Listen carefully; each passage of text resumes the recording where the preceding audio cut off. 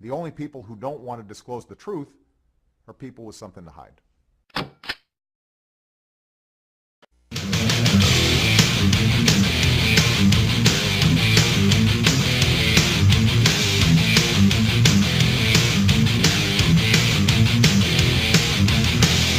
Welcome back to the Savage Nation. We're going to talk about the Obama You Don't Know, an amazing 10-part series that appeared today in the Washington Examiner. The executive editor is Mark Tapscott, who joins us. This should be a book. Mr. Tapscott, welcome to the Savage Nation.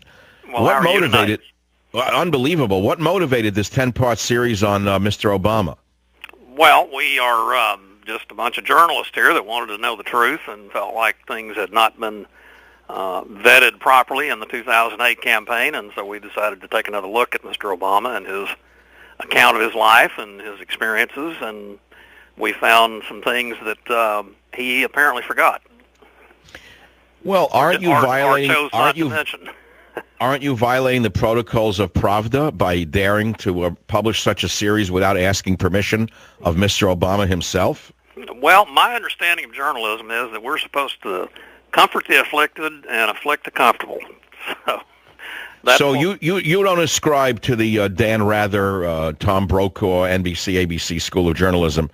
In your first chapter, A Childhood of Privilege, Not Hardship, you pretty much blow the lid off the myth that the Obamas suffered somewhat as a child. In fact, they had a kind of plush childhood. Both of them did. Isn't that true? Well, as a matter of fact, Barack Obama especially had, we have to admit, he did have some difficulties in his childhood because of his parents' situation. Any of us would if we were in the same kind of deal. Yes. But from the perspective of the kind of opportunities that he had, the social milieu that he was able to grow up in, the economic status that he had as he was growing up, it certainly was not an underprivileged childhood. So chapter 1, I read the article for the audience today on the Savage Nation, A Childhood of Privilege, Not Hardship in Hawaii. It was very interesting. What is chapter 2 about in the series in your newspaper, the Washington Examiner? Well, you may recall from the 2008 campaign, a great deal was made of the fact that he called himself a constitutional law professor at the University of Chicago. Right.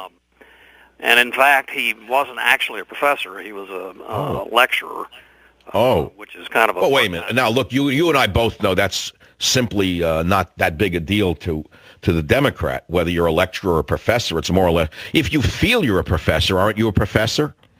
Well, if you're a professor, you are going to very likely have tenure and a much higher salary. If you're a lecturer, you basically are a part-time contract employee. It makes a big difference. But you say in chapter 2, the myth of the rock star professor. What does that refer to? Well, Time magazine described him as precisely that, a rock star professor. And we went in and looked at the student evaluations of Barack Obama, the students who actually took his courses over the 11 years that he was a lecturer. And their ratings, the first 2 years, he was pretty popular, but from that point forward, he steadily went down, and in the last 4 or 5 years, he was among the least popular of the professors. So, here's the part in your article that really really struck my. Okay, Obama's byline did not appear in a single legal journal while he took. Does that mean he never wrote a legal article? Right, that's exactly what it means. He did write Isn't that unusual for a law school professor not to write a single legal article? Well, it's especially unusual for a law school professor, and it's especially unusual for a law school lecturer at the University of Chicago, who people who have those positions then and now are expected to publish legal articles. And in fact, 3 of the folks that were also lecturers at the time Obama was there and who were also sitting federal judges published between them about 170 such pieces. So it can be done. He just had as a former university person myself, I certainly know what you're referring to, but the average listener doesn't understand what you're saying, I don't think. You say federal Judge Richard Posner, who was at the same faculty at the same time, published 132 articles between 1993 and 2004, and federal Judge Frank Easterbrook, also a legal scholar on the same faculty, published 32 legal articles from 92 to 2004, while Obama published no such articles. The legal article in that context is very simply this: legal professors, lawyers, academics, judges, and so forth talk and debate and discuss with each other through legal journals, law journals, about issues that are currently in focus in the courts or have been or may be in the future. And it's very much part of the ongoing legal community's discussion about what the law means and how it should be administered. He didn't participate in that. What about when he was at Harvard Law? How did he become the editor of the Law Review? How did that happen if he hadn't published anything? What we found in looking at that, and we actually did not include this material in the special report that was published today, the whole process for becoming the head of the Harvard Law Review at that time was very much a political process. And contrary to the story that was put out at 2008, he was not a unanimous choice by any means. He was not even the only minority candidate. There were 3 others.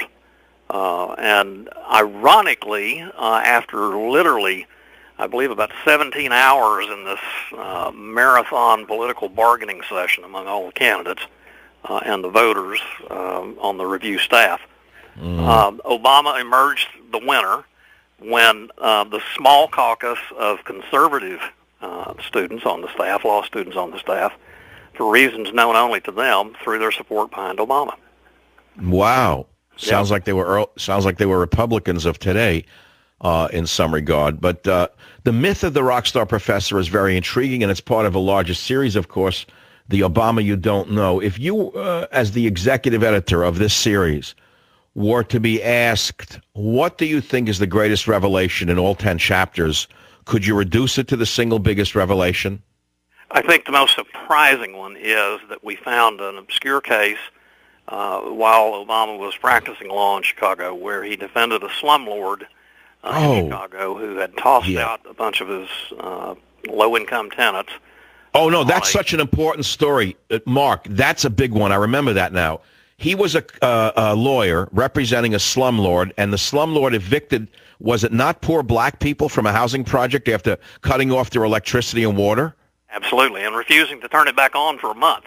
And what he did is he forced them out without benefit of an eviction process, which basically told them to get lost. Obama was the legal eagle behind this? He was the slumlord's lawyer, and there's more to it than that even. But the bottom line on that particular case is Obama got him off with a $50 fine. The man was prominent. That's a big fine. That's a big fine in Chicago political circles. $50.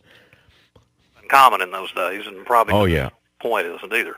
But the man, the slumlord that we're talking about, is Reverend Brazier, who was a slumlord, a pastor in a very big church, and most important, was very much a figure in the liberal political establishment in Chicago and a big, big backer of Barack Obama.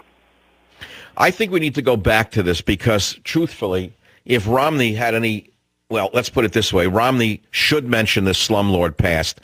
No matter what is asked of him, he should work it into his answers. He won't do that, of course. He's too nice a man. But I was shocked to read this, that Obama was the lawyer, never mind professor. It was after law school. He was a lawyer who represented a slumlord who turned off the heat and water to the poor and then threw them out in the streets without any alternate housing.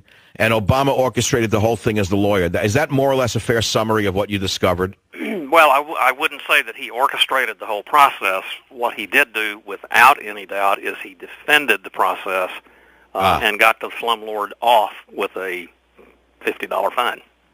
Isn't that politics as usual in Chicago, though? Very much, and that's exactly the point. Obama has presented himself over the years as an idealistic civil rights lawyer, community organizer who's interested in helping the poor, and an idealistic politician. The truth is, based on what we found, the truth is he's really just another Chicago machine politician. The series is The Obama You Don't Know in the Washington Examiner, 10 parts. I posted it up on michaelsavage.com. I'm looking forward to reading a piece of it every day. But that, to me, it was the greatest shock. In other words, all the other stuff I was very interested in the details, about the invented hardship. Really, it was privilege, this and that. The association with seedy people, no publication of law articles. But I had no idea that he was a sleazy lawyer for a slumlord. That unto itself should sink his campaign, I would think, Mark. I know you're a journalist, and I'm not a journalist. I'm a rebellious commentator, so I'm allowed to say things like that. But don't you think that would be a revelation in the campaign? Well, this should have been a revelation in the 2008 campaign. It wasn't, because so many of my colleagues in the media, unfortunately, have been and continue to be conscious or unconscious. Doesn't really make any difference. The bottom line is they're basically protecting and advocating on behalf of Obama. And that. What has the reaction been to your series? Just appeared today, didn't it, Mark? So have you had any response from the so-called mainstream media? Nothing directly. I'm sure that we will, and frankly, we expect a very negative reaction from the White House. And I suspect that a good part of the news media will ignore it because, frankly, it ought to embarrass them. They didn't report this. Chapter 10, Obama brings Chicago politics to Washington, and one of your editors writes, Chicago has been called the home of gangster government. How bad is it? And you spell it out. Gangster government, how bad is it? Many of us in America believe that we have gangster government running the country today. You think that that's a fair analysis? Absolutely, I do. And the editor who coined that term, gangster government, is Michael Barone, who many of your listeners, I'm sure, are familiar with because he's one of the editors and was the founder of the Almanac of American Politics, which is an absolutely essential source for anybody who's really interested in what's happening in American politics. And you say that... I'm sorry. You say Barone defined gangster government as using the powers of public office, quote, to transfer the property of one group of people to another group that is politically favored, close quote. Boy, does that ever describe what's going on in this country today with the fake solar contracts, with stimulus funds that have disappeared, trillions of dollars gone up in smoke. We don't even know where the money is. Well, actually, we do know where it is. It's in the pockets of Obama's friends and political supporters. Well, isn't that a crime? Well, let's not forget we're talking about Chicago politicians, and they are the world's masters at covering their tracks. It's very difficult to prove. But the bottom line is, as we report, 3 of every 4 of the $20 billion in clean energy loans that have gone out under Obama went to companies that his supporters, friends and political donors, own, manage, or otherwise have an interest in. You quote the book Throw Them All Out, the 2011 book by Peter Schweitzer, and you say that 31 Obama bundlers and big donors whose firms receive more than $16 billion in clean energy loans and grants include Gore, Silicon Valley venture capital king John Doerr, Sergey Brin, that's of Google, Dan Reicher and Larry Page of Google, Jim Rogers of Duke Energy, Tesla Motors, Elon Musk, and CNN founder Ted Turner. How did Ted Turner wind up getting a clean energy loan? For what? Well, it's a company that he has an interest in, and I don't remember the specific details of his. But well, you know what? Well, here's the thing, Mark. This should be discussed by Romney. This is what Romney should be talking about, don't you think? Well, I certainly think anybody who's interested in what's going to happen in this election ought to be talking about it because it's, bears directly on whether or not the incumbent president should get another 4 years. If you want 4 more years of that stuff, vote for him. Yeah, with reappropriation of people's money. Incredible. The Obama You Don't Know, 10-part series by the Washington Examiner. With us on this topic was Mark Tapscott, the executive editor. And Mark, I want to thank you very much. I will be reading from this over the next few days. Incredible journalism. I'm proud to be an American today, and I'm proud to say there's still a journalism alive in the country. Absolutely. Thank you so much. Thanks, Mark. I'll be right back on the Savage Nation. Savage. The only people who don't want to disclose the truth are people with something to hide.